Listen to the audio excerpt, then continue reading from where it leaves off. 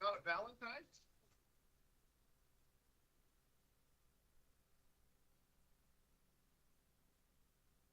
Oh, I didn't see it.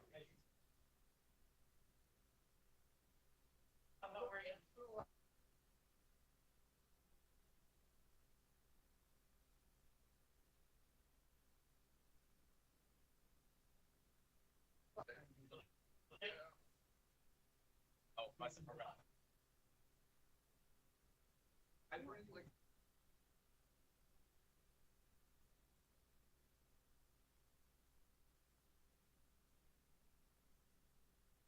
It's all from.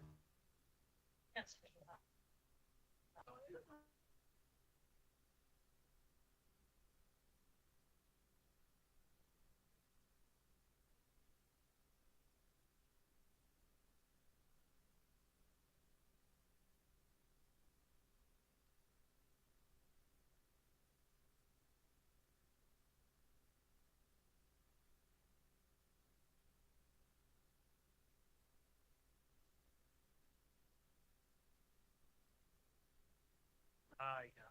Ah, yeah. That checks out. That checks out.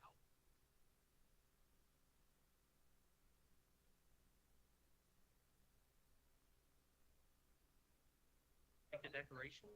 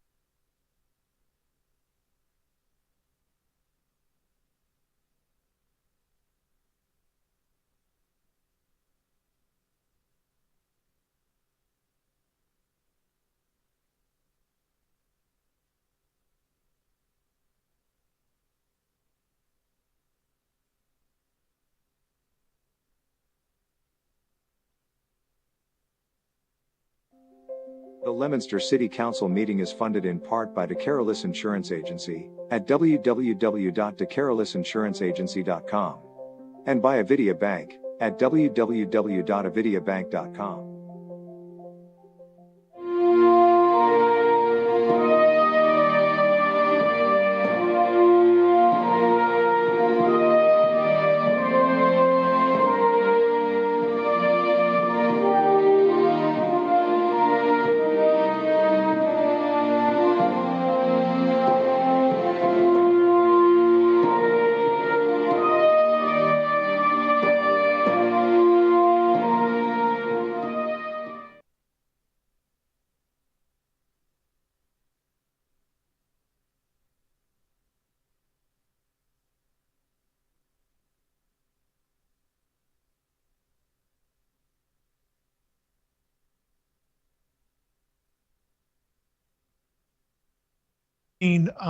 Elizabeth and folks from the MRPC would you like to join us up at the table for our informational session on the MBTA communities zoning.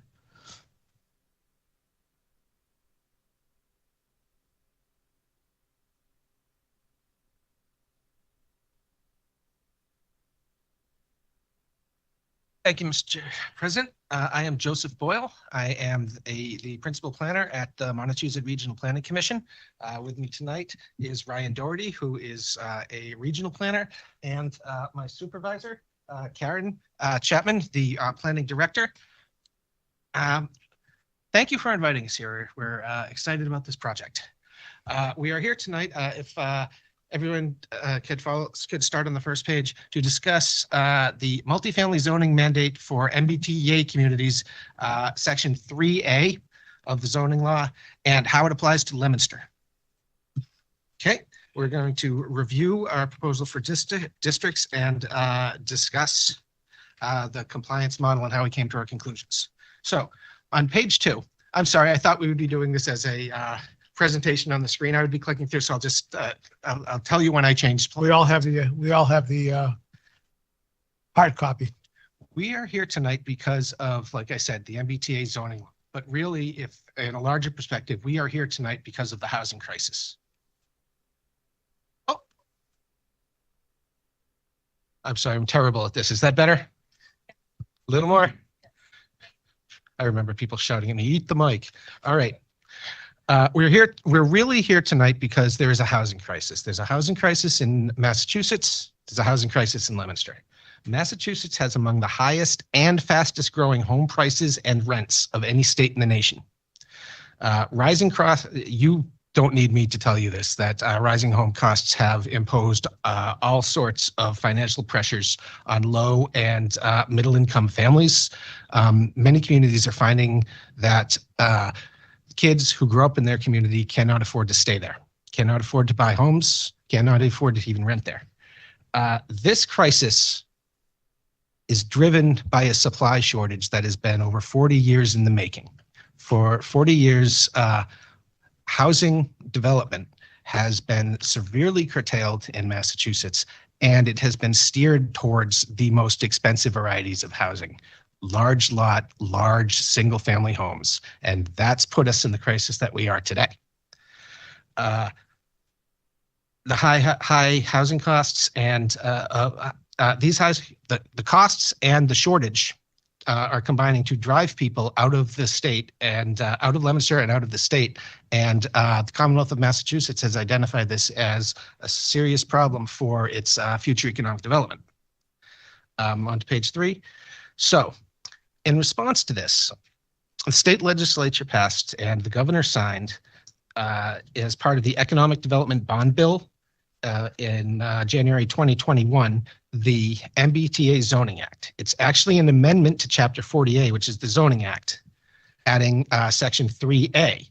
The purpose of this is to address the supply shortage, particularly the shortage of rental units.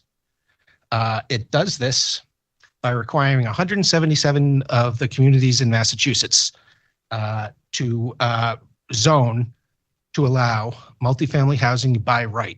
In total, these 177 communities will be are required to rezone for just under 297,000 units. And Massachusetts has chosen, in its efforts to address the housing supply shortage, to concentrate the new housing production around transit in order to reduce its transportation impacts and promote the creation and revitalization of transit-oriented districts. Next page. Okay, and okay, yes. Next, Ryan is going to explain to you details of the bill. All right. Can you hear me? Is this good? Yes. Okay, great. If I'm quiet, I'll just let me know. So if you turn to page 4, I'll go over some more of the background. So what the mandate is for this. So what the MBTA community zoning is looking for is a zoning ordinance or bylaw, depending on if you're a town or city, that provides for at least one district of reasonable size in which multifamily housing is permitted as of right. In this, there can't be any age restrictions. It has to be suitable for families and children. A district of reasonable size. So this would be has to be a minimum of gross density of 15 units per acre. And then for the commuter rail towns or cities like Leominster, most of it has to be located within the half-mile radius of the commuter rail station. And so Leominster will be subject to that.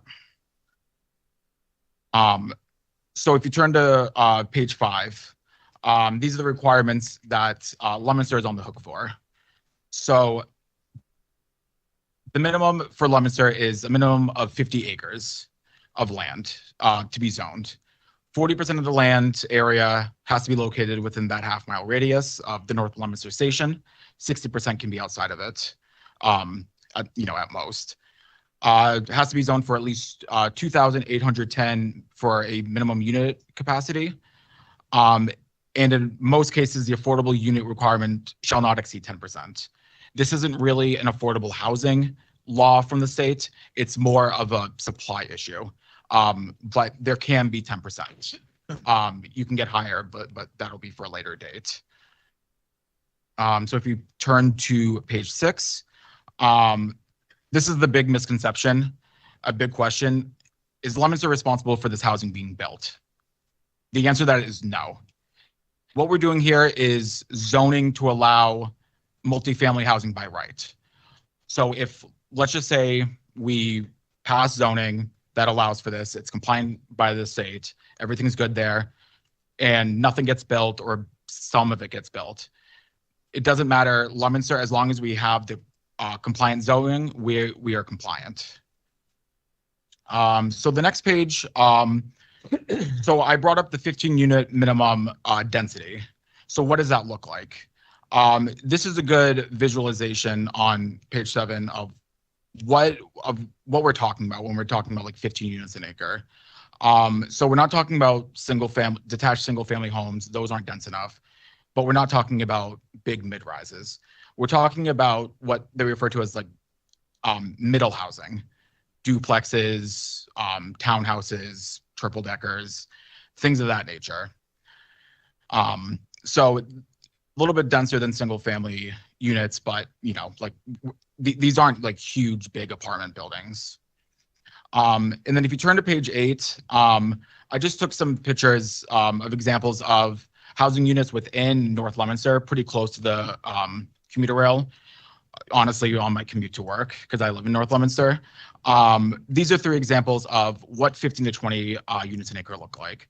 The first example on Main Street, across the street from Wyman's, first floor commercial. It was a Cleaners. It's no longer a Cleaners, but that's what it was originally, with second floor residential. The second one is off of Moreland Ave, which is a dead-end street. Ryan, can I just stop you there for 1 second and ask you a question? Is there any preclusion in terms of this zoning to require that the first floor be a commercial use? Yes. Communities are allowed to have such a requirement if they so choose. Okay. That was a question that a lot of communities asked, and the state revised their initial regulations in order specifically to make that change. There's a lot of communities are concerned. They don't want to see, if they're doing their zoning in what's currently a commercial area, they don't want to see all of their commercial base get replaced strictly with residential. So the answer to your question is yes. Okay, thank you very much. Sorry to interrupt your presentation. Oh, no, that's okay. That was a good question. Yeah, and then the third one is it's about 2 or 3 units also on Main Street and on North Street. Main Street. So all these 3 lie between 15 and 18 units an acre. So this is what we're talking about when we're talking about 15 units an acre. Some examples in Leominster that way exceed that. This is not what we're talking about. Is the La Pierre East apartments. This is one building. It's not that big, but it's still density-wise 147 units an acre. And then the Waterway apartments on Water Street, that would be like 33 units an acre. It's on a tiny lot. It holds up to 99 residential units. These 2 are existing in Leominster, but this is not what we're talking about with 15 units. We really want to emphasize this point because we know that if you aren't in building or planning or something, you don't necessarily know what 15 units per acre means. 15 units per acre, we're not talking downtown Boston. We're not even talking downtown Leominster. Two families on 6,000 square foot lots come in just under 15 units an acre. This missing middle housing that is desired here. It's not high rise. It's not even mid rise. It is neighborhood, traditional neighborhood scale housing. All right. So I'll direct you to page 10. So I'm going to give you kind of a background of where MRPC, where Elizabeth, our initial discussions, and talk about some areas in Leominster that we studied. So we looked outside of the, half-mile radius from the North Leominster station. So these are all everything that we looked at that we put in, the state gave us a compliance model. Basically, we put in parameters. It tells us the density, how many acres, all that stuff. So we looked at all that. And then over the past couple of months, we've met with the new housing committee, talked over some of these, talked about our recommendations, got some feedback.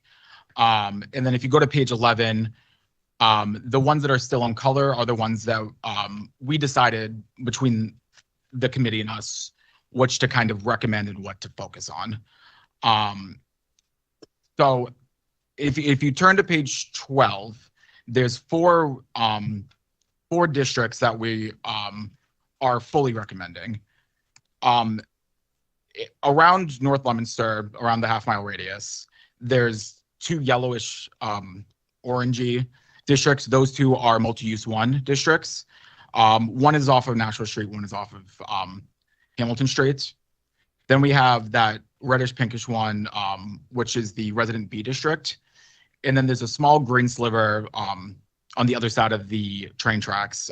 It's an industrial district. Those are the 4 that we are kind of honing in on.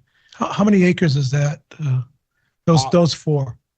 So I'll actually get into those. Okay. So the next couple of pages, I have all the numbers there. Okay. So I'll just list them off. So the Nashville Street one, 72 acres.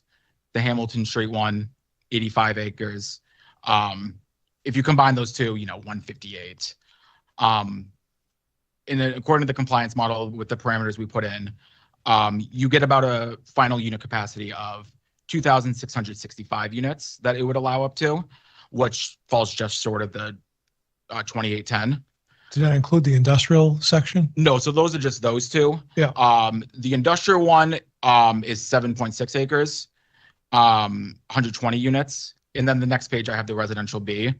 That one's 27 acres and then allows 428. So if we took those 4 parcels You're good. and put an overlay, We're good. Yeah. we're okay. Yeah. Okay. At least in terms of like the acreage, final unit capacity, with the parameters that we put in, we would meet the density requirements.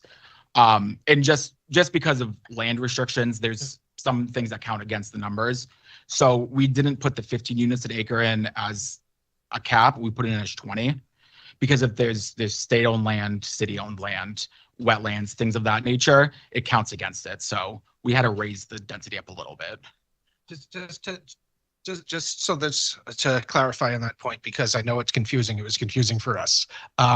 They require 15, a gross density of 15 units per acre. What they mean by gross density there is on the building lot itself, on the buildable land itself, 15 units per acre. So when you look at one of these chunks, it's got a bunch of the land area is the public right of way. You can't build on that. Public land that isn't specified for being developable land, you can't build on that. And wetlands, you can't build on those. So it's what's buildable with it. So we used a 20 gross unit per acre number to make sure we stayed above the 15 per unit acre. Are there any questions about that? We're here for you tonight. Did you take into account, did you specifically with these 4 parcels take into account the Rivers Act, Wetlands Act, public ownership, all those things already? Yes. Yes. And Actually, based the on Rivers Act, well, the Rivers Act and everything that was constrained by wetlands, yes. The 3 that are in the law that they told us not to count is wetlands, constrained public land, and I guess that would include the right of way. But the third one I was going to say was the right of way. So yes, these are the gross developable, the gross densities, the densities that we're providing. But when we make it at 15 units per acre with those 4 parcels, wouldn't we make it easily still? Yes. Yeah. Yes. If you combine all four of those, it puts us how far over?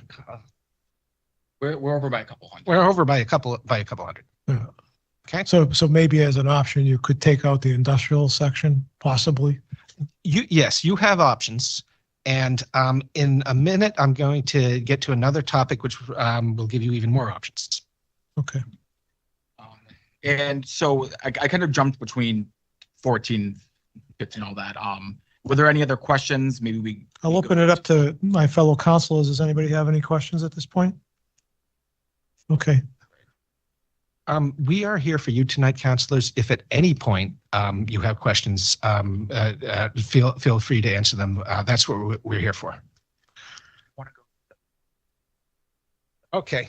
Okay. So if we're not here for questions, if there aren't any questions yet, I want to go over a couple more topics.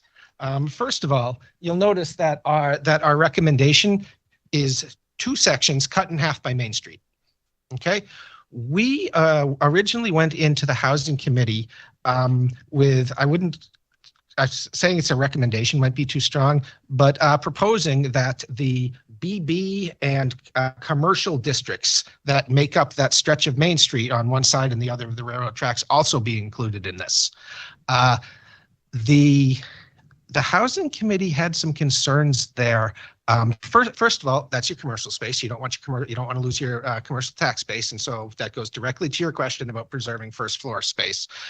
And there was also a concern about the traffic. That being such a heavy, that Main Street having so many traffic problems, that having dense housing right there on Main Street itself could be a problem. Something else we'd like to bring up is that both of these districts allow dense multifamily housing by special permit. And so in terms of, you always want to plan for places, not plan for numbers. So in terms of planning this area and planning North Leominster and the commercial center of North Leominster and things, the basic idea of lots of residential development supporting lots of commercial growth in your commercial district, that's still completely on the table without including these 2 in the overlay, because they can still develop the multifamily housing there. But with that special permit requirement, it gives the city a little more oversight. Right. The other topic I wanted to bring up on the next page, actually 2 more pages. We got one for commercial and one for BB. It's the Whitney Field Mall. Now, the Whitney Field Mall is zoned, which one is that? Is that commercial? Yeah, Yeah, it's its own commercial, but it's a commercial district. Now, talk about like why we are even talking about it. okay. The origin story. This was not even originally in one of our in our initial proposal. It's cut off from downtown from North Leominster MBTA station by Route 2.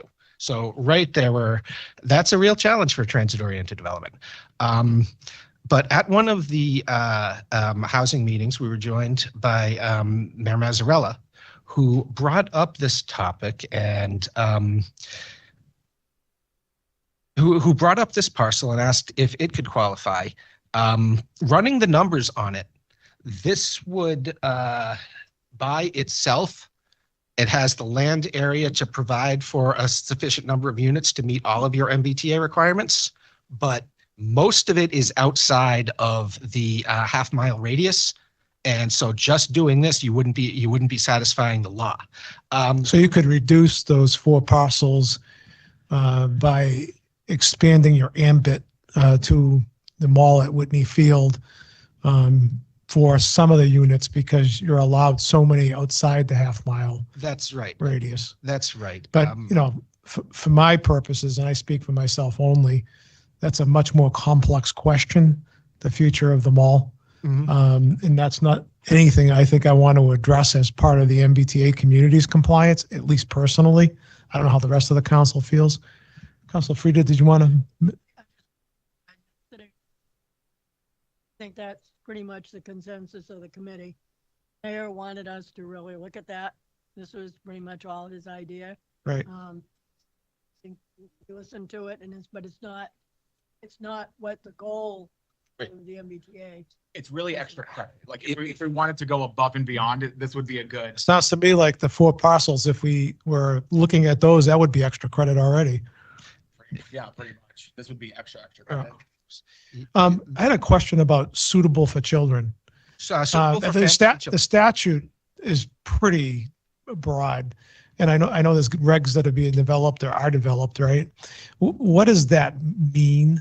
Yeah. Particularly, does it have an impact as to how many bedrooms you have to permit in the zone? Is that the key item? Yes, I think that's what they're going for. This hasn't actually been tested. I mean, this is all really new, and I haven't heard of any cases of the DHCD ruling that something doesn't meet the family. But I suspect that what they're going for is they want to make sure that communities don't try to satisfy all of their requirements with efficiencies in 1 bedrooms. Yeah. Okay. Well, that kind of makes sense based on what their goal is. Yep.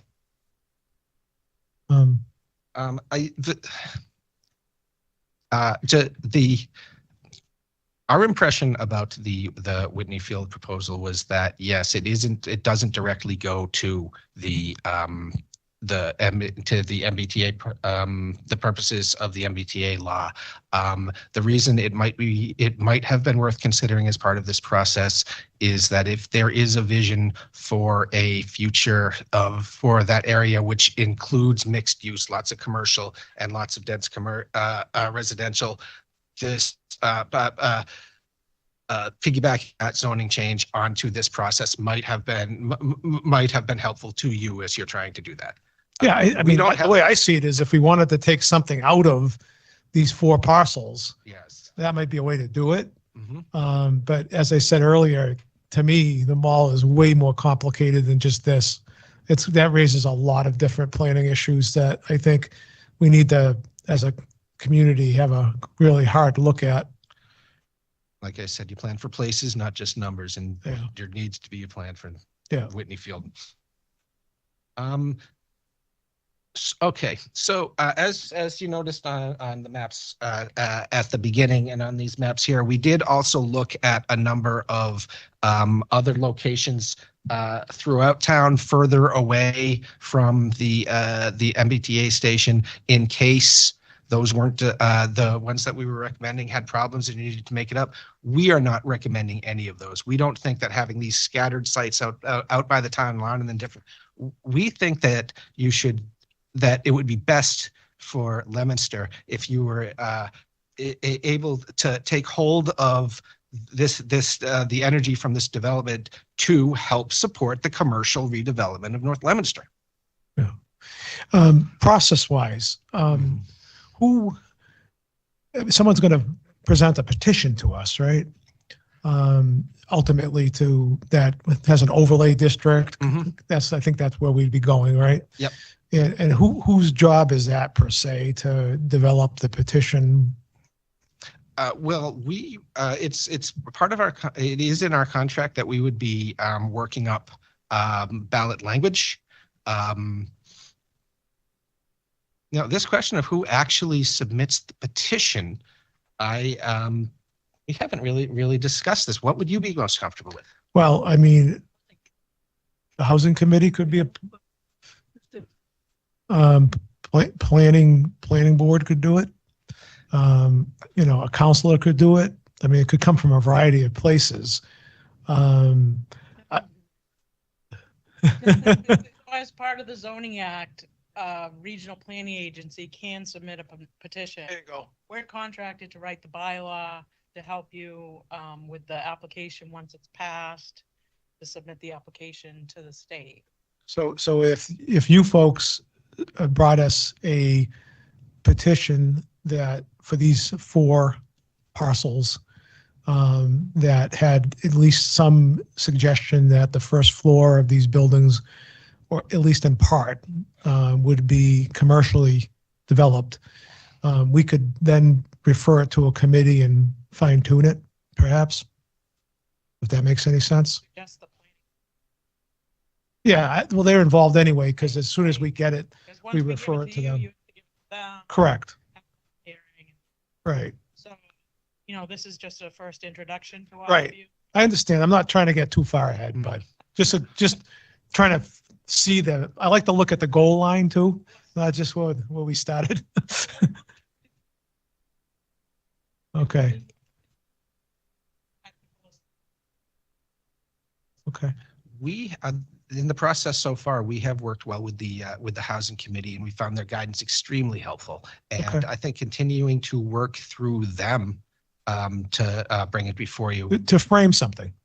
To frame something to make sure that we got the language right. Give them have the committee there to look over the language we produce and get it to a final place before we bring it to you. I think that would be a good way to go. Sure. I don't think it'll hurt. Okay. Does any councilor have any question at this juncture? Councilor Tossi?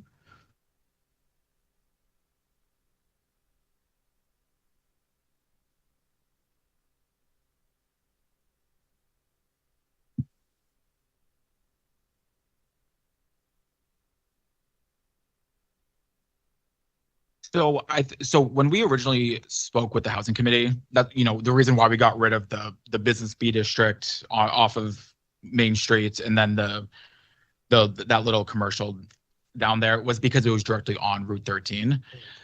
The reason why we liked the other ones, the Hamilton Street one, the RB, the MU, the Nashua Street one, is I'm not saying that people aren't gonna take Route 13, but the good thing about those are there's different ways to get to Route 2.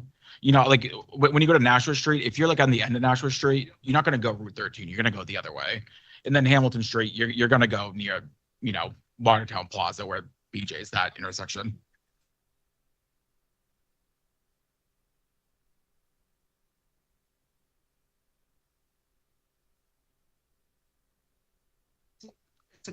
That's a difficult question to answer, Councillor, because let's keep in mind that, you remember when I said you zone for places, not just numbers? The vision behind this is of a transit-oriented zone. People live in this district to get on the train for their commutes. And also the zone is being developed as a strong pedestrian district in which lots of the destinations and commercial needs of the people who live there are located within walking distance. The people who tend to move into places like that are people who are more likely to be people who want a car-free or car-light lifestyle. So maybe we're talking about fewer cars per unit than you'd typically see in a single-family subdivision. Or like even if it's like a young couple maybe one of them works in Boston, maybe both of them work in Boston. Instead of both of them having cars, in theory, it might be easier for them just to have one car. Yes.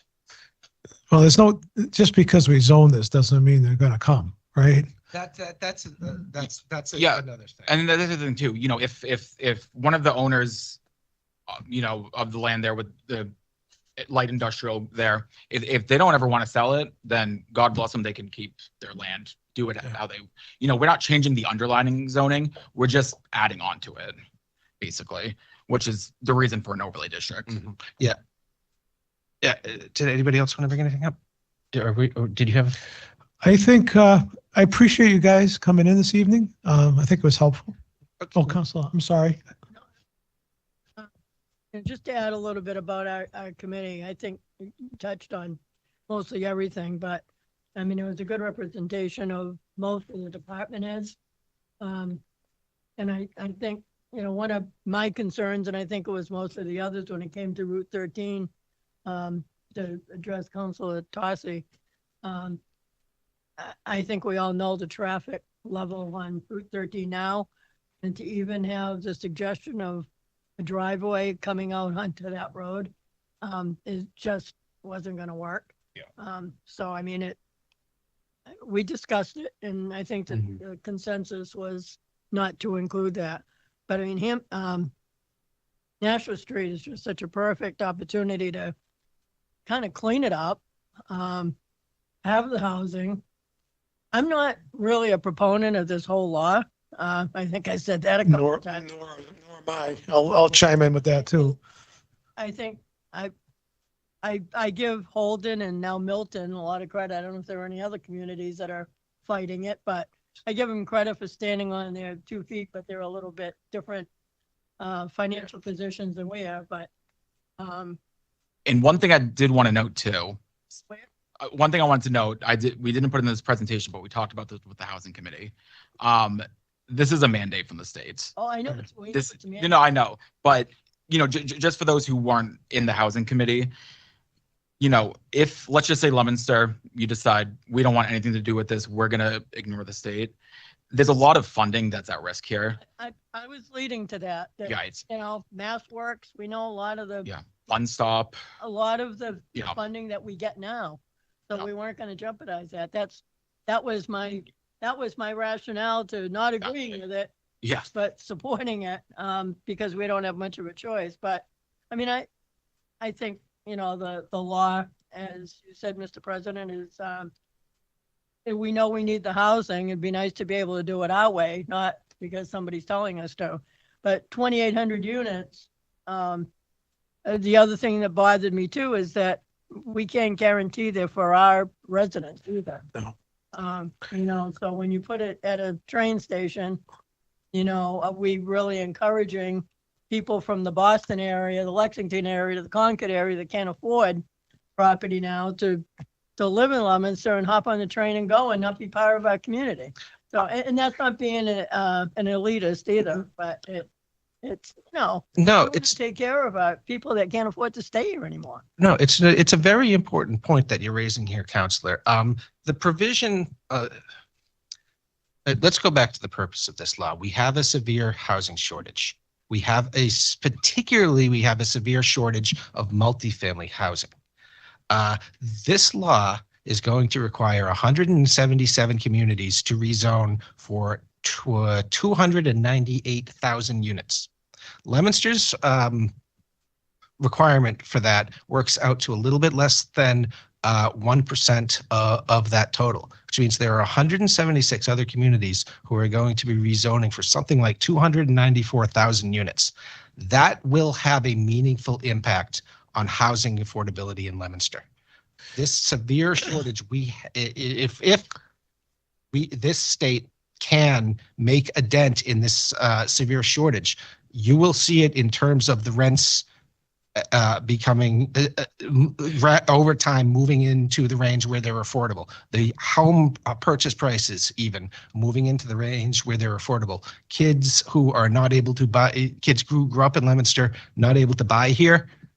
If this state can get its housing shortage under control, that will change. And as you consider this law and as you consider the impacts of this law, and you think about the negative cost of your buy-in, Leominster's buy-in to this, what you're getting for your buy-in is 176 other communities helping to lower your costs. If I thought 2,800 units were going to be developed as a result of this, I would say no.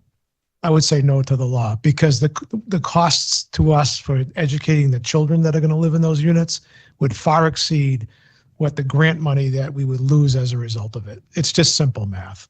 I don't believe that 28 units of housing are actually going to get constructed. Well, no, keep in mind, it's 2,800 units that are required to be there. There's a lot of units that are already there. This isn't a requirement that you zone for 2,800 more units. Right. It's 2,800 total units in this area, so there's already a certain number. And I don't want to get too far flung, but, I mean, we all know there's a housing crisis. There's no doubt about that. But sometimes I wonder about government and how they plan to solve problems, because they don't look at the other problems they're going to create, whether it be with respect to increased educational costs for these communities, whether it be for the traffic. If you live here and you commute into Boston in the morning, I would go to Boston occasionally 4 decades ago, and the traffic was never bad till you got to Concord.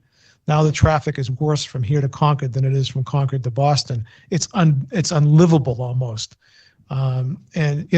This building these units, no one's planning for the roads, the bridges, all the other things that have to be addressed. That's the problem I have when government makes these mandates. They never look at what comes next.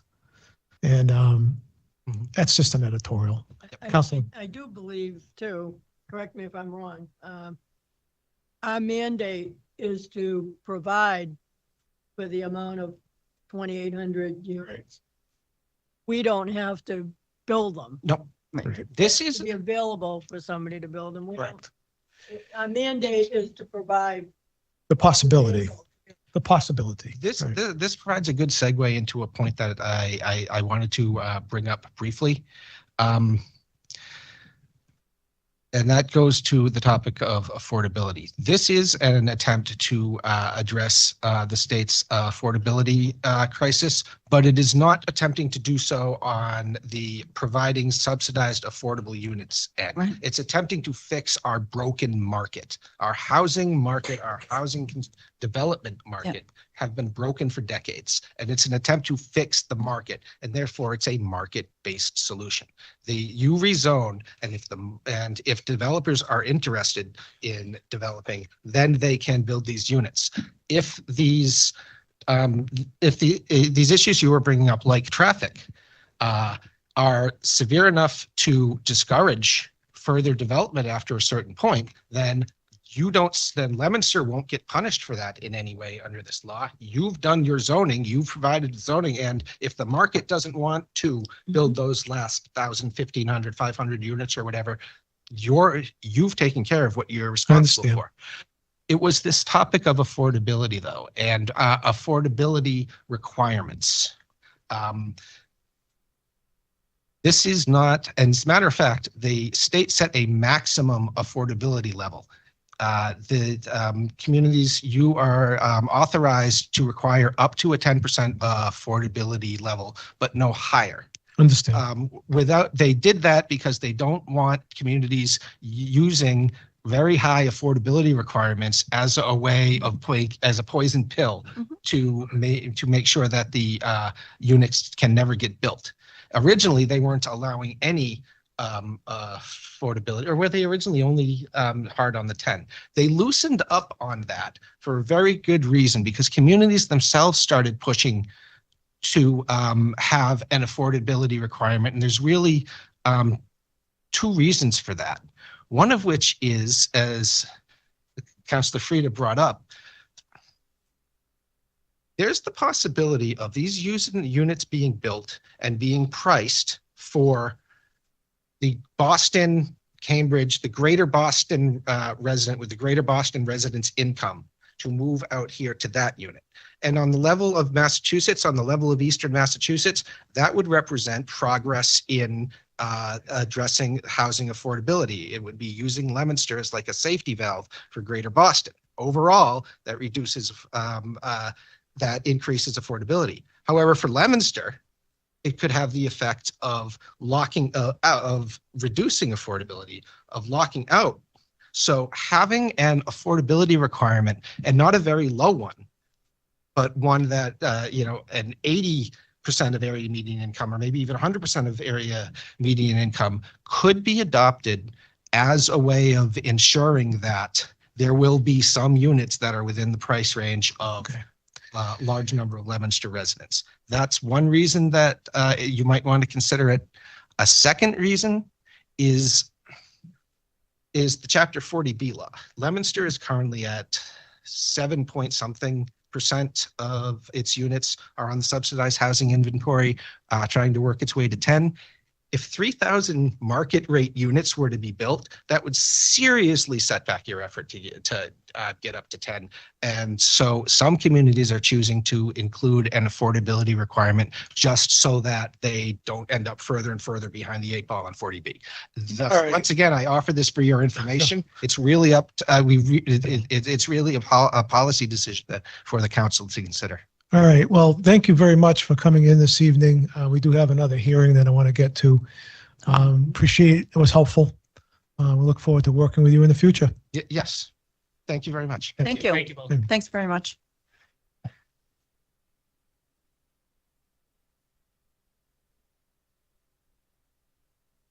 5 minutes. Should we start? Thank you. Okay. Councilor Angelini, if we have 5 minutes before we have to convene the meeting, if you want to just get the folks up here for the public hearing and do your introductory portion, maybe we can get a little bit into it at least. Thank you. Thank you, Mr. President. Can you hear me? Working? Good evening. My name is Peter Angelini, Chairman of the Legal Affairs Committee. I'm joined tonight by the other 2 members of Legal Affairs, Mr. Robert Tossi, the Ward 1 Councilor, and the Ward. This is a hearing, continued public hearing on petition 25-24. Peter E. Angelini, Ward 5 Councilor, requests to revise the amended Leominster City zoning ordinance by inserting a new section regarding short-term rental units. See attached. RE, to regulate short-term housing rentals referred to in the trade as Airbnb, Verbo, or the like. This petition would prohibit this practice in the Residence A zone and regulate this activity in other areas within the city of Leominster. This matter was given regular course on December 11th, 2023. A public hearing was convened on January 22nd, 2024, and the continuation is this evening. I would invite if the building commissioner and the health director would like to come up and have a seat. And is Elizabeth still here? She left.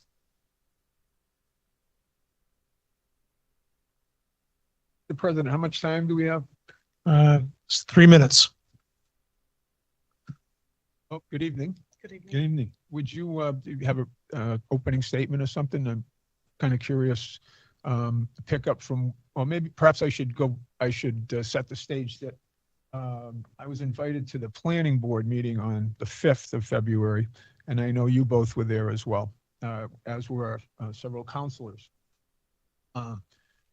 And the planning board, after a presentation and a series of question and answers with various parties, were unable to offer a referral, and they said that perhaps at the next meeting.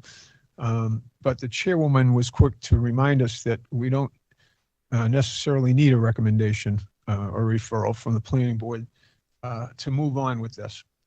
So, and I think we left it where the commissioner had stated that he had sent out a couple of letters to these units and to the units that were being advertised that sort of sparked this petition. And if that's the case, perhaps you could tell us under what portion of the zoning law that was, so we can understand a little bit better about the thought process? Well, there's nothing in zoning that allows you to do an Airbnb. People right now can do bed and breakfast with a special permit in certain zones. They have to live in the house, okay, which is I think that solves a lot of problems. So we already have a way for people to rent out part of their houses. Airbnbs, the one on West Street, is actually being used like it's a motel. The people aren't even living there. They just rent out the house. So they're using it for a commercial gain in a residential zone. So that's not allowed by zoning already. All right, so my point would be then well, it raises an interesting point, I guess I should say, because if there's nothing in the zoning, it precludes it from. Councilor Angelini, I'm going to stop you there. I'm going to ask the council to join me in a salute to the flag. We're going to open the regular meeting.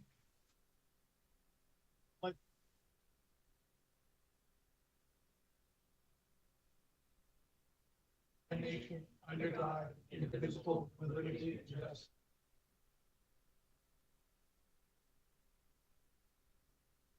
I'm now going to take a roll call of the councilors present, starting with Councilor David Cormier. Present. Councilor Pauline Cormier. Present. Councilor Frank Oranger. Present. Councilor Angelini. Present. Councilor Tossi.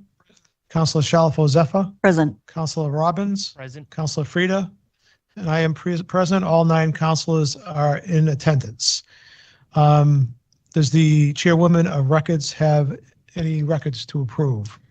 I do, Mr. President. All edits and modifications to the minutes from January 22nd, 2024 should be in and up to date. I have reviewed them, find them to be in good order, and I'd ask that they be placed on file. Very well. Yes, Councilor? Mr. President? Yes. Through the chair, Yes. and I apologize for not getting it to you earlier, but I would ask that you probably give this further time because I have a number of additions and changes to that I can share with you.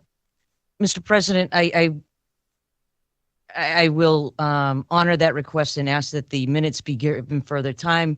And I just ask for a reminder to the members of the councilors that we get the minutes shortly after the hearing.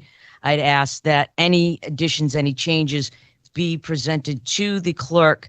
Let's give her at least 4 or 5 days to make those changes. So I'd ask just a reminder to the city council that we remember that the clerk's office's time is very valuable too.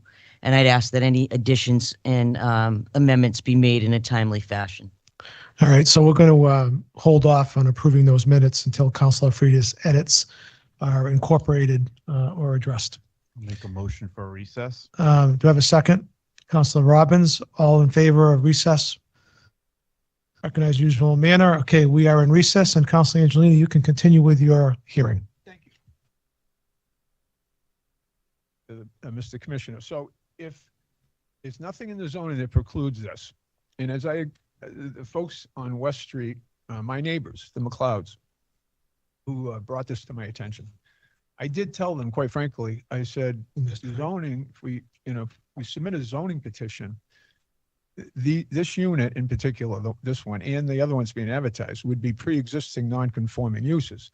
So the zoning petition, if we're adopted, would not impact those two. You follow me? I think you might be incorrect, but I follow you. All right, well, explain to me how I'm incorrect. I'm How trying they- to get at a point, so maybe Do they have licenses with the city? you tell me. They don't. Okay. In order to run a business in the city, you have to get a business certificate from the city clerk's office.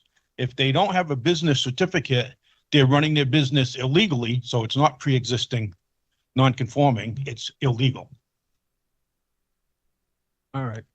So I guess my next question would be an obvious one. The referral that you sent regarding this petition said that this petition was going to open up Pandora's box and create all kinds of problems with people renting their homes out. And I suspect the more appropriate response may have been what you just said. I mean, I think that would have probably set the stage for a much different discussion than we ultimately had, both at planning and in our first hearing.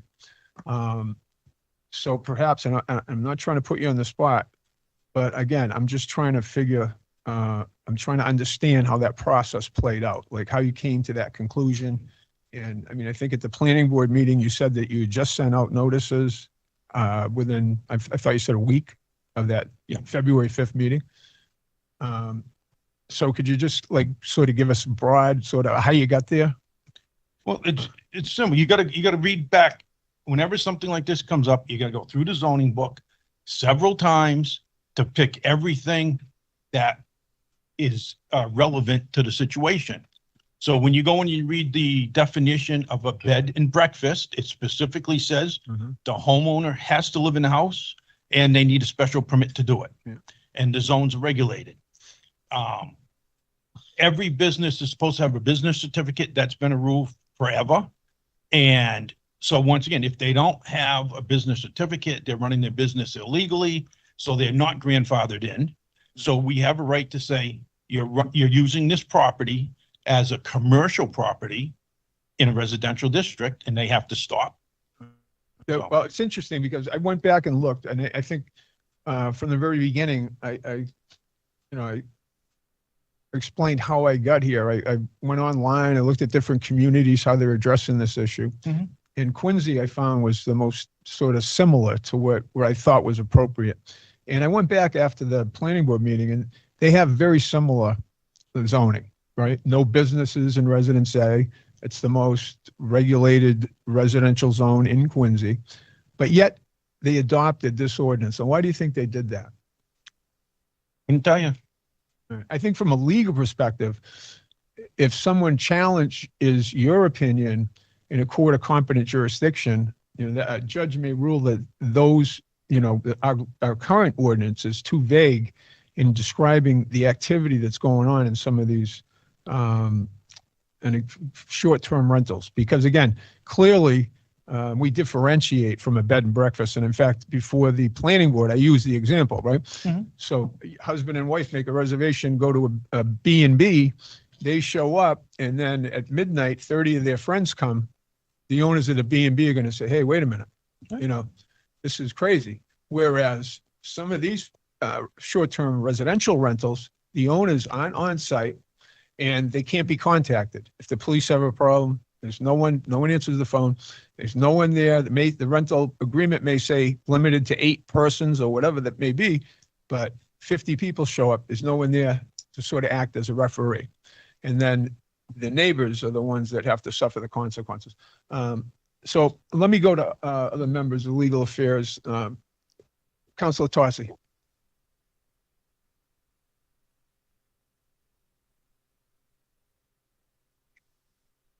All right, you can pass. Councilor Cormier? Yeah, so we're all on the same page here. As you know what Councilor Angelini and this committee is trying to do. I think my question is what can we do to help you? Because obviously this is going on. This is happening. What can we do? What can we put in place to protect the neighbors and to help you enforce this? Give us an idea of what we can do to help you.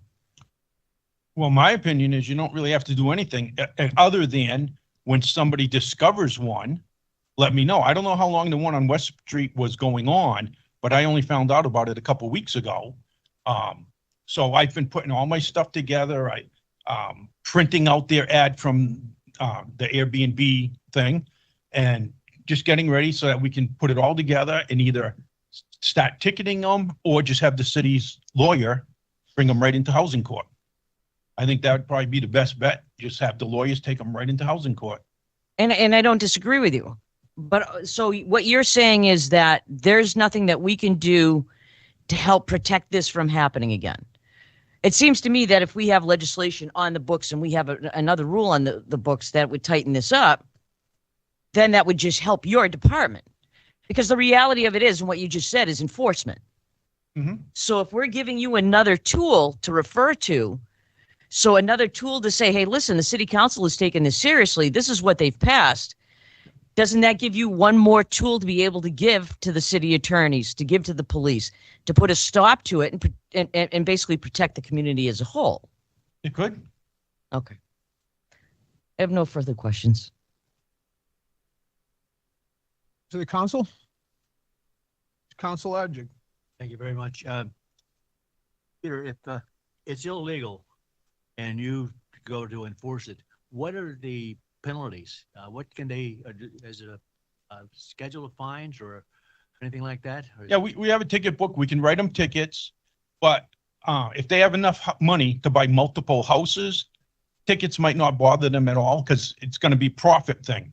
If they're still making a profit after paying a ticket, they'll just keep doing it. That's why we'll just have the city's lawyers bring them right into housing court. And that'll be, and if the settlement in housing court is against them, what are the penalties at that point? if they continue to do it, they'll be found in contempt of court, and it's whatever the court wants to do with them. It's injunctive relief that the city'd be looking for.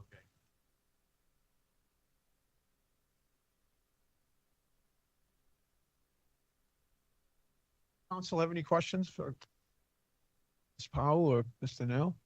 Council Shalfo Zephyr. You know, it's not, I don't have any questions for you, but I just want to throw a little monkey wrench into things. Owning a home in Residence A myself, I was a little concerned the more I thought about this particular petition. So I reached out to the Ethics Commission to ask about voting on something which, you know, could be construed as a conflict of interest because I own a residential home in Residence A, and I got quite a clear response back from Attorney Shu at the Ethics Commission saying that you definitely have a conflict of interest, and it prohibits, I'm reading from the attorney's letter. As you know, Section 19 in relevant part prohibits you from participating as a municipal employee in a particular matter in which you have or your immediate family has a financial interest. A financial interest may be large or small, positive or negative, and must be direct and immediate or reasonably foreseeable. As we discussed, Section 9 prohibits you from participating as a city councilor in discussing, making recommendations regarding, or voting on the proposed amendment because it determines whether your home may be used as a short-term rental and income generating purpose. The letter goes on. So I just want to recuse myself from any further discussion on this particular proposal because of those reasons. With that said, I understand the problem that we're trying to solve for people in residential neighborhoods, and, you know, am going to work with the building commissioner, the health department, the police department to make sure that we resolve those problems because they're real and they are causing problems for people who live in neighborhoods. But that's my comment, so I just wanted to get that out there. You, Council. Anyone else? Councilor Frida. I'm concerned now that the counselor at large, I did not contact the ethics committee because I didn't think of it. But if she lives in Residence A and that's an issue for her, then that's going to be an issue for 8 out of 9 of us here, or that I could quickly off the top of my head come up with. I wonder how the town of Quincy did it, or the city of Quincy did it. So, Council, if I might ask, what did you tell them? Did you tell them that you were potentially voting on permitting short-term rentals in Residence A or prohibiting? Prohibiting. I actually sent a copy of the petition because the attorney asked for it. She wanted to be very clear about what Did you get a written opinion? I do. I have a written opinion. I just read from that written opinion. Can you share the written opinion with the city clerk and the rest of us? No, I have not, because it's a confidential written opinion. But the confidence is yours. And you just publicly announced it, so it's not confidential anymore. Well, anyways, I have a written opinion from the attorney at the Ethics Commission. I'm going to ask you again, could you provide that opinion to the city clerk and the rest of the city council? I did not. I'm asking you if you can do that now. Oh. Probably can. Council Pauline Cormier? Just to a point as to the Ethics Commission, and I agree, we would have that issue with everything, but this is, we're already talking about something that's illegal. It's illegal to do it in the city. So I think where your ethics violation comes in says that we could be voting on something to allow you to do, to permit you to do something in your neighborhood or with your home, but it's the exact opposite. We're looking to tightening up the rules with something that's already illegal. So it's not an ethics violation when it's already something that's illegal that we're not trying to change that. We're trying to clarify what the petition says in order to give the city a stronger tool. So it's not ethically, that's just my opinion. I don't think there's an ethical issue because it's already illegal. It's already on the books. We're just trying to clarify it and give them a little more power to enforce it on the books. With it, just my opinion as towards that point. Thank you, Mr. President. For the life of me, I don't know how we would ever do any zoning then. I don't understand if we did anything that involved Residence A, whether it would be increasing lot size, if we change the zoning ordinance we change the map. We've done that already. I don't know how we do anything in Residence A. Without reading the opinion, I have no idea what Attorney Shu is talking about. Mr. President? Yes. I also had a call into them as well, talked to a different attorney, and was given the same advice on the grounds that because I live in Residence A and we would be excluding it, it's going to have a negative financial impact and could impact the sale price of my home. And they suggested I abstain as well. They obviously could not provide me with information for everybody else on the council. That's not how they work, but I would imagine the same advice would be given. Did they give you a written opinion? They have not yet, but I requested it. Okay. My understanding, Counselor, that you said it would have a negative impact on your home. It may have a negative impact. By prohibiting short-term rentals. That was their interpretation, is it could have a negative impact, and therefore, because it has a financial impact, either positive or negative, is a conflict of interest. I see. Okay. Mr. Chairman, Councilor Orange, I'll recognize you in a second. I have a suggestion, and that would be, why don't we have the opinions as they're obtained from Councilor Shalfo, Zephyr, and Councilor Robbins sent to the clerk and the rest of us, so we'll all have the information. And then I would ask to refer those to the city solicitor, Brian Riley, and get him to weigh in on this before we proceed any further with this. And at that point, if you want to recommend, you can caucus with your committee. If you want to recommend a continued public hearing and further time, it might make sense.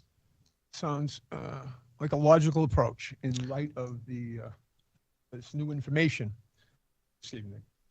Councilor Arden, did you have a question? No. You have okay now? All right. Okay. Anybody else have anything before? Councilor Frida? I don't disagree with your suggestion. I'm trying to figure this out as I'm listening to it as well. Me too. I mean, we've done zoning for many times, but there are two different opinions here, and I'm trying to, and I don't disagree. A negative, I mean, as an appraiser, negative or positive impacts the value of the property one way or the other. The only thing that makes sense is that if I live in a Residence A single family home and we vote one way or the other, up or down, if we prohibit it, then are we protecting our own little piece of I understand. our home? If our next door neighbor wants to do something where now they can't do it, that's the only thing that makes sense to me. I'm exceedingly curious intellectually about this whole thing, and I'm dying to see the result of it when we're all done. So I think the suggested approach is the right approach. Better to tread cautiously. So Councilor Angelini, did you want to poll your committee and see if they might agree that continuing this public hearing and giving the petition further time makes sense to them?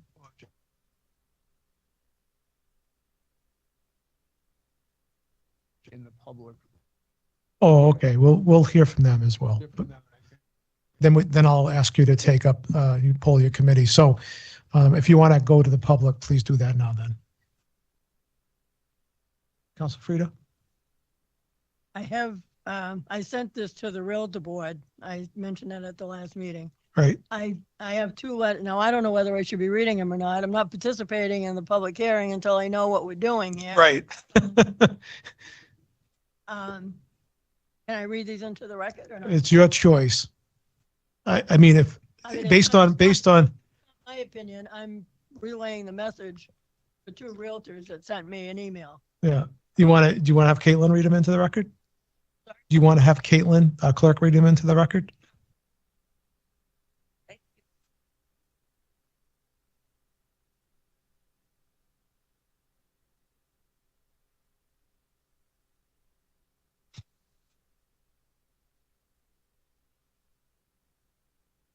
First one. Testing. There we go. Hi, Claire. I'm unable to attend the hearing regarding Airbnbs in Leominster, but if you could possibly make any difference, I wanted to voice my opinion that we need to protect the rights of property owners. I feel banning Airbnbs in Leominster will negatively affect investment property values, which trickles down to overall real estate values and the economy for the whole city. Therefore, I am in opposition to the proposal to ban Airbnbs in Leominster. Sincerely, Susan Thibault. Good day, Claire. I'm sure someone has brought this to your attention already, but in case they haven't, with the vast majority of affordable hotel rooms being at maximum vacancy, it doesn't leave much room for folks that need to stay in town for business, to see family, etc. I have experienced this firsthand with clients coming into town and only having one hotel in town to stay, all because others are full. Oftentimes, the rooms available are the most expensive ones at $380 per night. This doesn't seem right. People want to stay in Leominster, Airbnb. They should be able to without restriction. And if Leominster property owners want to rent their space out to short-term and not long-term occupants, they should be able to. Just my 2 cents. I can't make the meeting, but you are free to quote me. Thanks, Ken Maston. Did you want him back or do you want me to put him in the record? Okay. Thank you, Councilor Frida. Councilor Pauline Cormier? Mr. President, just a question. If we're waiting for the letters to come in from the Ethics Commission, both letters to come in, we're looking like we're going to continue the public hearing. And I don't want to do this. I know that there's people here to speak on this matter, and I know it's really important to them. But I think until we have a decision and we have those letters and we have a decision by the counselors who feels like they have to recuse themselves or have to stay, I almost feel like until that's decided, the public hearing is probably inappropriate for everyone to take part until we have a decision of who's going to ask to recuse and who's going to stay in. We have to allow the public. I would just say to the public as a gentle admonition that you're probably going to be back to speak on this again, either whether you're for it or against it, because obviously we're not taking action tonight. So I would just try to be succinct in your comment and understand that it would be, obviously you'd be welcome back when we have a date for the continued further hearing. So I think we can let Mr. Nile and Ms. Powell go for now. Thank you. Thank you. And I would allow the chairman to solicit the public comment. Thank you, Mr. President. Is there anyone in attendance this evening that would like to speak either in favor of or in opposition to petition 25-24?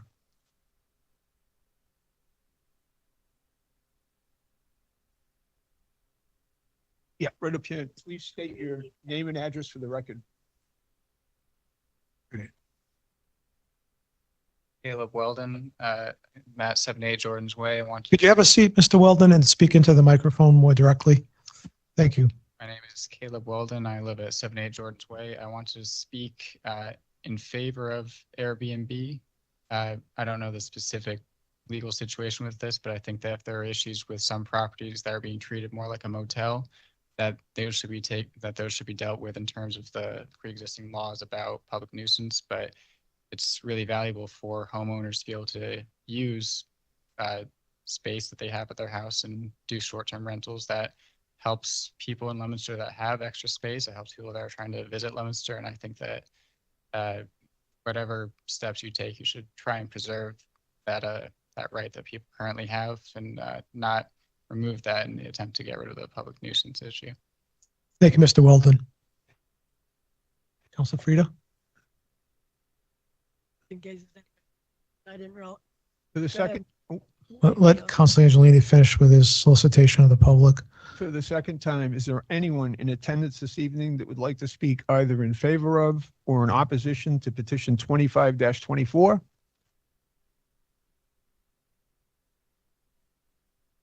Same thing. Please state your name and address for the record, sir. Hello, my name is Teddy McLeod. I live at 773 West Street. It's an interesting development tonight. I just have an anecdote to share. Just from this past weekend, this Saturday, my wife and I went out to dinner with my brother-in-law and his girlfriend. We came back from dinner to this rental property next door to us. There were 7 cars in the shared driveway between our 2 houses, parked right between our 2 garages. And the way they were parked, they were actually blocking our property.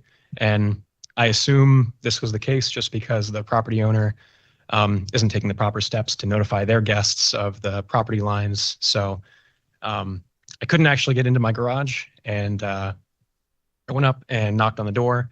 There were a number of guests over, if I had to guess, maybe close to a dozen.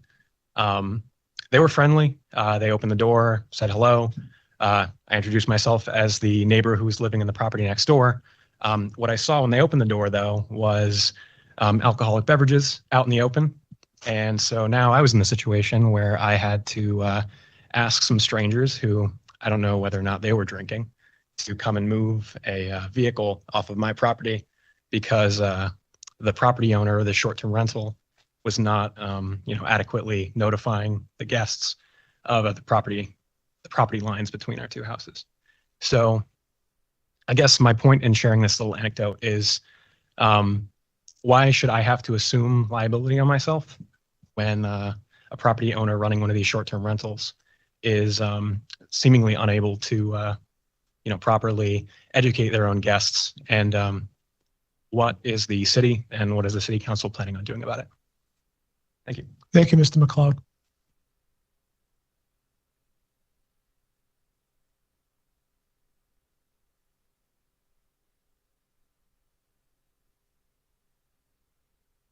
Six, 7 Middle Street here in Leominster. We do a short-term rental with our second floor, and I don't know if this helps at all, but we haven't really had any issues up there, except for, saying just, I only want 4 people upstairs, right? That's the most it's going to sleep, and people will, they will try and sneak an extra 1 or 2 people up there. I listed through Evolve, and they don't count small children or infants as a person, so 4 adults could show up with 2 infants, and they're not counting the 2 infants as 2 people. Kind of irks me a little bit. These parties that are going on over on West Street. I rented a short-term rental in South Carolina and became friendly with the owner. And something that she suggested I do is 3-night minimum, and nobody under 27 gets to rent it. We haven't had any issues up there with parties or alcohol or anything like that. Every guest that we've had up there is pretty much respectful. And I haven't had any issues. So I'm here because I was worried about Airbnbs being shut down in Leominster. So I do a short-term rental with my second floor because it's only a 1-bedroom, and that's all I have downstairs. So if my family wants to come visit, I clear it out and I have a place to put my family when they come visit. I don't want to keep that place empty for 12 months. For the 18 days a year, my family might come and visit. That's one of the reasons why I do it. So if parties are an issue, been working out pretty well for us with 3-night minimum, and you got to be 27 years old to rent it. I would like Airbnbs to continue in Leominster. That's all I got. Thank you for hearing me. Thank you for your comments. And for the third and final time,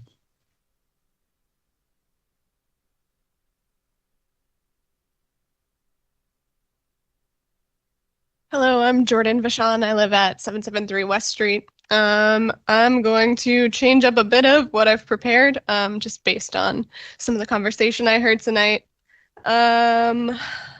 Let's see. Okay. So when I was preparing for this meeting tonight, I went through the zoning ordinance of the city. I pulled some different definitions, both for Airbnbs, hotels, motels, business allowances, and all the different residential zoned districts in the city. And it sounds like, was it Mike? Yeah, it sounds like, you live there. So that sounds a lot more like a bed and breakfast to me than it does a short-term rental, like an owner unoccupied short-term rental. I think there is a really valuable space to keep the owner occupied bed and breakfasts here in Leominster. Like Councilwoman Frida said last city council meeting,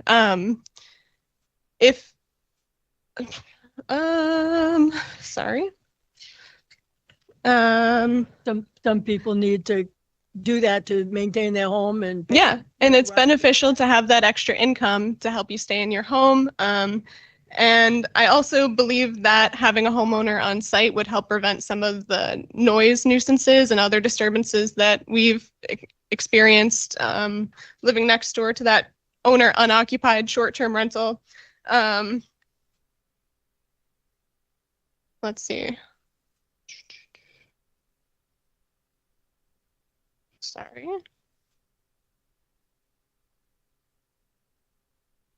Overall, just one point I wanted to make while we're still considering the whole ethics committee situation. When we figured out that there was a short-term rental operating next to our home, we didn't know whether or not it was allowed. I didn't look into the zoning ordinance until recently, but even if I had, there's no specific definition for a short-term rental on the books currently. So as new homeowners who are fairly young and inexperienced, we went to our neighbors to ask for some advice. So we started by talking to the neighbors at 767 West Street, and they provided some sympathy and general like interpersonal advice, but didn't really give any specific advice on what we should do next. So after that, we introduced ourselves to Councilor Angelini, and we met him as neighbors. We didn't know that he was our city councilor until he told us, just like he didn't know that the house between us was a short-term rental until we told him what we had discovered.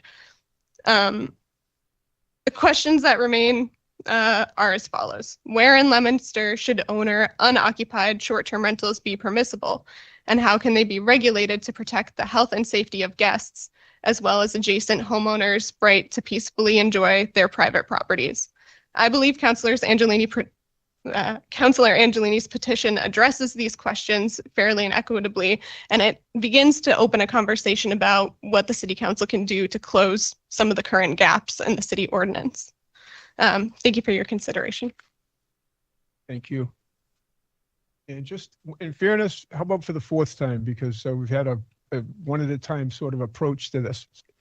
Is anyone in attendance last time wish to speak in favor of or in opposition to petition 25-24? Seeing none. I'll have to check with your committee now about your recommendation. Or I can do that if you'd like. Please do poll my committee. And your position would be to continue the public hearing and to give the petition further time. Exactly. Councilor Tossi and Councilor Pauline Cormier. I agree. Councilor Frida? I just wanted one of the corrections in the minutes that I wanted to make, and I think it's pretty important in case anybody referred to the planning board. It was listed as a public hearing of the planning board. It was not a public hearing. It was very clearly an informational meeting. So I think that's, and I think Ms. Vachon's name was put in as Bashon with a B, and it should be V. It's Bashon. Okay, all right. Okay, so we'll take this up later in our agenda and formally vote. And I also, and I'm not trying to point any fingers here. But I think I listened to these two, and now I'm sitting here waiting for a possible legal opinion as to whether just owning a home in Residence A is an issue. I think if we're going to ask the city solicitor what we can do and what we can't do, I think it's been brought up a couple of times now.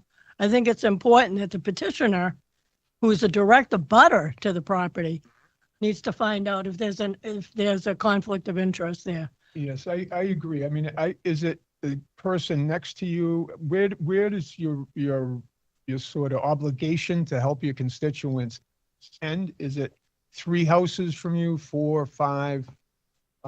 Council, I'd be kind of curious to who I have to tell in the future that I can't help you with the problem you're having. So that is an interesting question. All right, so we have some, Interesting. It's very clear. well, we have some, well, no matter how we characterize it, we have some questions to resolve, don't we? So we'll take this up later on in the agenda and formally vote to continue the public hearing and further time the petition. Now I'm going to conduct the public forum. The public forum is an opportunity for any member of the audience to speak on a matter specifically listed on the council agenda. Speakers will be asked to come to the microphone and state their formal name and address, along with identifying the specific item or items they wish to address. Each speaker is respectfully asked to keep their comments within a 2-minute time frame. The council will not be responding or answering any questions. However, at the discretion of the council president, clarification may be given. No one has signed up to speak in the public forum, but I will, in fact, open it up. Does any member of the public wish to address the city council this evening on a matter that is on our agenda? Second time, any member of the public wish to address the city council on a matter that is on our agenda? And a third and final time, is there any member of the public that wishes to address the city council on a matter that is on our agenda? Seeing none, I will close the public forum, open the regular meeting, and start with communications from the mayor. Madam Clerk, C-37. C-37, Dean J. Mazzarella, Mayor, requests that an appropriation of $50,000 be made to the Gallagher Building Maintenance Line, the same amount to be transferred from the Gallagher Building Revolving Fund. C-37 is referred to the Chairman of Finance. First time on the calendar, Mr. President, regular course. Very well. C-37 has been given regular course. C-38. C-38, Dean J. Mazzarella, Mayor, request that the City Council vote to authorize the mayor to acquire, by purchase, gift, and/or eminent domain, a parcel of land located at 208 Pleasant Street, Leominster, containing .38 acres, more or less, and described in a deed recorded with the Worcester North District Registry of Deeds in Book 10494, page 333, for drainage purposes, on such terms and conditions as the mayor deems in the best interest of the city, and further to authorize the mayor to enter into any and all agreements and execute any and all instruments as may be necessary or convenient to the effect of said acquisition. C-38 is referred to the Chairman of Finance. City property. Oh, I'm sorry. C-38 is referred to Councilor Arringer as the Chairman of City Property. W, assessor, and the mayor's office. Very well. C-38 is given regular course and referred to the DPW Assessor's Office and the Mayor. C-39. C-39, Dean J. Mazzarella, Mayor, requests that an appropriation of $350,000 be made to the mayor's expense capital account, the same amount to be transferred from the stabilization fund. C-39 is referred to the Chairman of Finance. Thank you, Mr. President. First time on the calendar, regular course. C-39 has been given regular course. Moving on to petitions, first time on the agenda. Might we, Madam Clerk, with the congruence of the chairwoman of Ways and Means, take 28, 29, 31, 32, 33, and 34 in block? Did you want me to? read them all. Sure. Yeah, and then we'll refer them to the chairwoman of Ways Ways and Means. Okay. 28-24, upscale consignment, request to renew license to deal secondhand articles at 875 Merriam Avenue, Leominster, Mass. 29-24, Fred's Auction, request to renew license to deal secondhand articles at 92 Pleasant Street, Leominster, Mass. 30-24, Peter Nile. Skip that one. Skip that one. 31-24, RCDC Inc., DBA Crown Jewelers, request to renew license to deal secondhand articles at 12 Lindell Avenue, Leominster, Mass. 32-24, George's Fine Jewelers, DBA House of Relics, request to renew license to deal secondhand articles at 1292 Lindell Avenue, Leominster, Mass. Do you want me to skip 33? Yes. 34-24, George's Fine Jewelers Inc., request to renew license to deal secondhand articles at 255 North Street, Leominster, Mass. 28, 29, 31, 32, and 34-24 are referred to the chairwoman of Ways and Means. First time on the list of regular course, please, Mr. President. Okay, so 28, 29, 31, 33, and 34-24 have all been given regular course. Moving on to 30-24. 30-24, Peter Nile, Building Commissioner, request to update our plumbing permit fee schedule. Be attached. 30-24 is referred to the chairman of Legal Affairs. Yes, Mr. President, first time on the calendar, regular course, but I asked the clerk to ask Mr. Nile to come down and explain the fee schedule, proposed fee increases like water and sewer, and Joe Quinn did with measures. Perhaps I'll invite him if you recommend the public hearing for 2/26/2024 at 6:50 p.m. sounds good to me. Thank you, Madam Clerk. So the 30-24 has been given regular course with an invitation to the building commissioner and a public hearing suggested at our February 26th meeting. At what time was it? 6:50 p.m. All those in favor of setting that public hearing, please recognize the usual manner. Anyone opposed? The public hearing has been established. Moving on to 33-24. 33-24, Caitlin Huffman, City Clerk, requests the City Council grant the attached election order for March 5th, 2024 presidential primary election. 33-24 is referred to the chairwoman of Ways and Means. Regular course, please, Mr. President. Very well. 33-24 has been given regular course.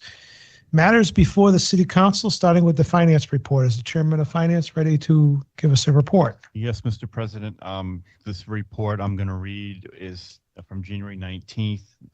Nothing has changed since then, so I will read what was given to us last time. It should all still be the same. We began the fiscal year on July 1st, 2023 with $21,785,513.54. We've earned $273,870.57 in interest, giving us a balance of $22,059,384.11. To date, we have actually spent $3,765,000, which leaves us with a balance of $18,293,784.11, and that is the financial report. Thank you, Mr. Chairman. And a rare evening, you have no business tonight other than that. So we'll move on to Legal Affairs. 25-24 is the chairman ready to report. Thank you, Mr. President. In light of we discussed early this evening, a recommendation will be for further time. And does the clerk have a suggested continued public hearing date? Do we want February 26th, or do we want to push it out one further?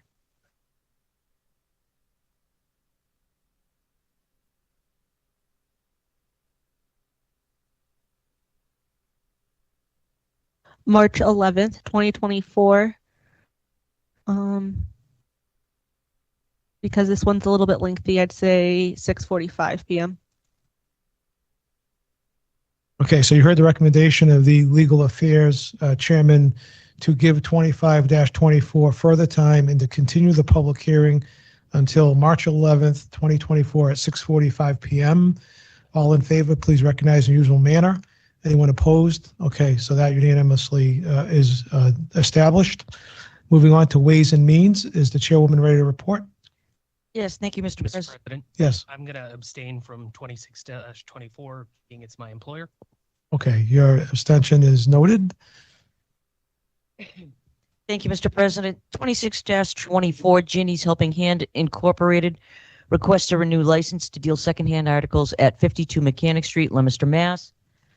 Mr. President, I'm happy to report that in these matters, and I'm just going to state this for this petition and the next one, in order to renew their license, there needs to be a completed application, a letter of good standing from both the police department and the treasurer collector of the city of Leominster, proof of insurance, and proof of registration with the Mass Department of Revenue. I can say, and a business certificate on file. Thank you, Madam Clerk. And in 26-24, the application is complete, and it would be my position to renew this license. Okay, I'll check with members of your committee. Councilor Ottinger and Councilor David Cormier.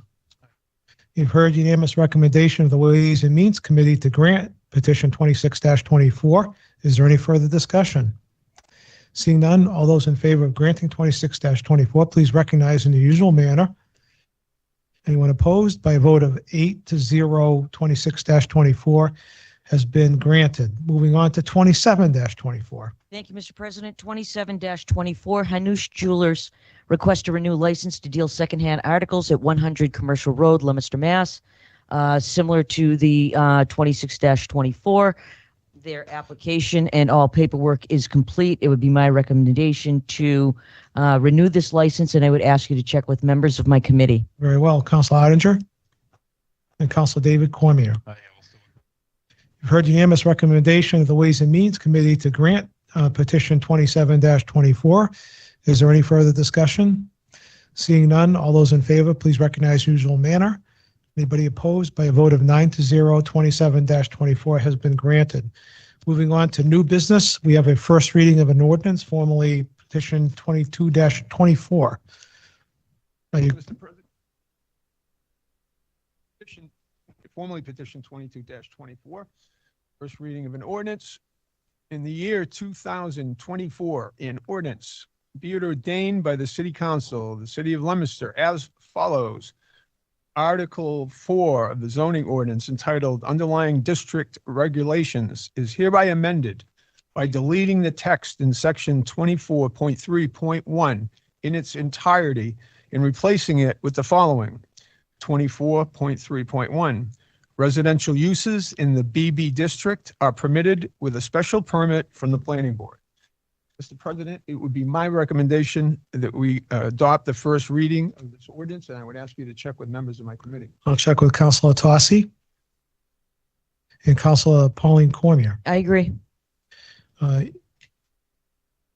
You've heard the unanimous recommendation of the Legal Affairs Committee to adopt the first reading of the ordinance. Is there any discussion? Yeah. Councilor David Cormier. I just wanted to point out, that I voted against this the first time, and I think I made it very clear the first time around that this particular property certainly is conducive to what they want to do and add housing. And I'm not necessarily against what they want to do. I'm just having a problem with how we got here in the first place with this petition. What was advertised to the public was we were going to rezone 435 Lancaster Street. That's what we were asked to do. That's what was advertised. And the next thing you know, we are passing a piece of legislation here that affects every BB district in the city of Leominster. So if you own property or you're in a butter to a BB district in North Leominster, downtown, anywhere else in the city, and you read the notice that went out for this particular petition, you said, oh, doesn't affect me. This is affecting every property owner in the BP district. And, we've went to great lengths to, every time we sneeze, we got to notify abutters about polls, rezoning, you name it, and people's properties being affected, and they've had no notice of it. So I personally, I'm not going to vote for this. Also when I look into the Council, can I remind you, this is on as a reading of an ordinance? Yeah, The toothpaste is out of the tube on that one. Right. So I understand. I But that- appreciate your comments. that, but- and that's I'm not going to be supporting this. All right, well, this will be a roll call vote, starting with Councilor David Cormier, Nay. Councilor Pauline Cormier, Yay. Councilor Councilor Arninger, I'm sorry. Yes. Yeah. Councilor Angelini, Yay. Councilor Tossi, Councilor Shalfo Zephyr, Yay. Councilor Robbins, Yay. Councilor Frida, and I shall be recorded as yay by a vote of 8-1. The reading is adopted. Moving on to the second reading of an ordinance under old business. Thank you once again, Mr. President. This is formally petition 24-24. And this is a request to amend Chapter 2, Article 26. In the year 2024, an ordinance, be it ordained by the City Council of the City of Leominster as follows. Amending Chapter 2, Article 26 of the revised ordinances entitled Cemetery Commission. Chapter 2, Article 26, Section 2-105 of the revised ordinances entitled Established Appointment in Terms of Members is hereby amended by deleting said subsection in its entirety and inserting in its place the following text. There shall be a cemetery commission consisting of 5 persons appointed by the mayor, subject to confirmation by the city council, for terms of 3 years. Of the members first appointed, 1 member shall be appointed for a term of 1 year, 2 members for a term of 2 years, and 2 members for a term of 3 years. Thereafter, all members shall be appointed for terms of 3 years. Upon the expiration of any such 3-year term, the petition is to be filled. The position is to be filled by mayoral reappointment as stated in Section 2.3 of the Leominster Home Rule Charter, or if reappointment is not made at the expiration of the 3-year term, the position is considered vacant and must be filled by temporary appointment as defined by Section 2.5 of the Leominster Home Rule Charter. Mr. President, it would be my recommendation that we adopt the second reading of this ordinance, and I would ask you to check with members of my committee. Councilor Tossi and Councilor Pauline Cormier. I agree. You've heard the unanimous recommendation of the Legal Affairs Committee to adopt the second reading of the ordinance, formally 24-24. Is there any further discussion? Seeing none, this will also be by roll call. Councilor David Cormier. Yay. Councilor Pauline Cormier. Yay. Councilor Arninger. Councilor Angelini. Yay. Councilor Tossi. Yay. Councilor Shalfo Zephyr. Yay. Councilor Robbins. Yay. Councilor Frida. I'll be recorded as yay. The second reading is adopted by a vote of 9-0. Does anybody have anything for the community calendar this evening? Then I will suggest that I do. On this Saturday at the 17th at 10 a.m., the Leominster Historical Society, the City of Leominster, is once again opening the Drake House for a program specifically on abolition. For those of the public that don't know, it's the only confirmed stop on the Underground Railroad in Leominster, and the lady that lived there during those years was a committed abolitionist as well as a advocate for racial equality and gender equality. So not only are we going to be talking about abolition on Saturday from 10 o'clock till noon, but we'll also be talking about women's suffrage, because as most historians or people that are interested know, that the women's suffrage movement was born in the abolition movement, and women had a great deal to do, of course, with both. In fact, they were the sort of silent army at the time that led the charge on both of those reforms. So again, the Drake House, 21 Lindell Avenue in Leominster, from 10 a.m. till noon. We'll have a number of historical relics for view. We'll be giving tours of the first floor of the house, as well as I will be talking and answering questions of the public, and it is free of charge. Anybody else have anything on the community calendar? I'll ask for a motion to adjourn. Councilor Frida, have a second? Oh, yes, by all means. Yeah, good point. We have a Leominster High School graduate who has won his second Super Bowl ring, second championship, which is quite amazing. A really wonderful young man as well that the city can be very proud of. He is only the third Leominster High School graduate to ever play in the NFL, the first being Lou Little in 1920 and 1921 for the Buffalo All-Americans, the second being Ronnie Cahill for the Chicago Cardinals in 1941, and of course the third being Noah Gray. Some people will mention Milt Morin, and although he was a Leominster native, he did go to St. Bernard's High School, not Leominster High School. And but not a grad. But yes, in a wonderful player for the Cleveland Browns, and ironically, a All-Pro tight end, just like, well, hopefully someday Noah will be an All-Pro as well, but also a tight end. So Leominster has a history of producing good tight ends, apparently. And the public should know that this Mr. Noah Gray is a fine young man that during his high school years spent most of his lunches with the life skill kids at the high school, which is a real credit to him as an individual. He comes from a great family, and we can be proud of him for a lot of reasons. And thank you for bringing that up, Councilor Frida. Anybody else have anything else? Then I will entertain a motion to adjourn. Councilor Pauline Cormier, seconded Councilor Shalfo Zephyr. All in favor? We are adjourned. Thank you for all your work.